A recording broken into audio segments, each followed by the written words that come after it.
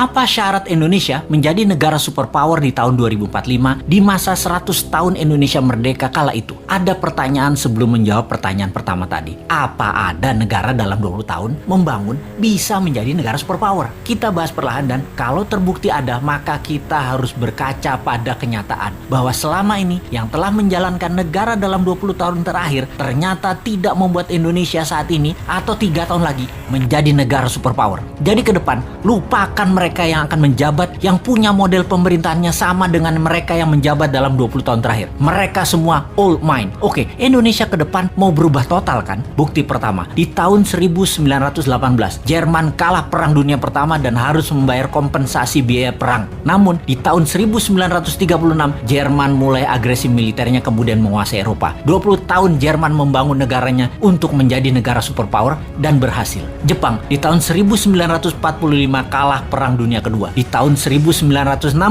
Olimpiade modern pertama di dunia diadakan di Tokyo. Dunia terkejut dengan kemajuan teknologi dan ekonomi Jepang hanya dalam 20 tahun. Itu bukti kedua. Tiananmen 1989, Tiongkok tumpah darah. Investor barat hengkang dari Tiongkok. Tiongkok di bawah Deng Xiaoping melawan dunia termasuk mengatakan Gorbachev goblok, dan sejak saat itu mereka menjalankan sistem moneter sendiri hingga di tahun 2008 Olimpiade Beijing. Dunia tersentak. Tiongkok menjadi negara sangat kaya hanya dalam 20 tahun. Ketiga itu terjadi dalam kurun waktu 20 tahunan membangun negaranya. Atau kalau kita mau tambah lagi termasuk bagaimana membangun Dubai, city country tersebut menjadi negara makmur hanya dalam 20 tahun. Kembali ke Indonesia. Bagaimana kita melihat Indonesia dalam 20 tahun terakhir? Siapa saja pemimpinnya? Apakah mau lagi dengan mereka-mereka dan orang-orang yang sepemahaman dengan mereka? Kita detailkan. Selama 20 tahun terakhir siapa yang menjabat? Mereka adalah 3 tahun Ibu Mega, 10 tahun Pak SBY, dan 7 tahun ini Pak Jokowi. Apakah dalam 20 tahun ini Indonesia seperti Jerman setelah Perang Dunia Pertama menjadi negara superpower? Apakah Indonesia menjadi negara maju modern seperti Jepang setelah Perang Dunia Kedua? Dan 20 tahun ini apakah Indonesia menjadi negara maju seperti Tiongkok setelah Tiananmen di tahun 1989?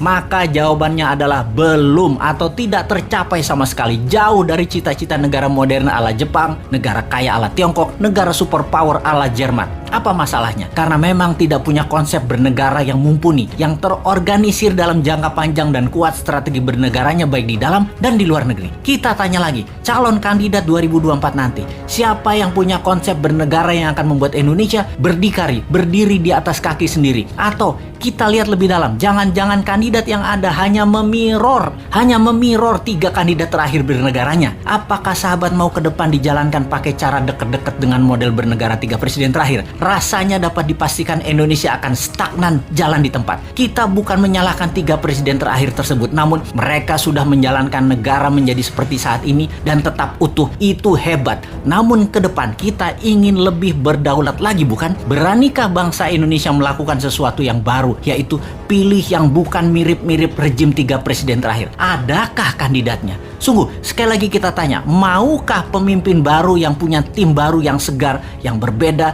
dan berani melawan arus utama perpolitikan lokal serta internasional, atau tetap memilih mereka yang saat ini ada di dalam etalase yang semuanya memirror 3 presiden terakhir di Indonesia? Kalau saya pribadi, saya capek dengan yang ada. Akan terukur sekali pencapaiannya kalau kira-kira dengan para kandidat yang ada saat ini. Bagaimana menurut sahabat? Siapa yang bisa membuat Indonesia menjadi negara superpower di tahun 2045 itu?